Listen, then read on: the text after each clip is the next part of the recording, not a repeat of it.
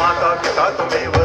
बन्धुश्च सखा त्वमेव विद्या तरुणं त्वमेव सर्वं मम देव कायेन वाचा मनसेन्द्रियैर्वा बुद्ध्यात्मना वा प्रकृतिस्वभावा करोमि यद्यत् सकलं परस्मै नारायणायति समर्पयामि अच्युतं केशवं रामनारायणं कृष्णदामोदरं वासुदेवं हरि श्रीधरं माधवं गोपिकावल्लभं जानकीनायकं रामचन्द्रं भजे हरे राम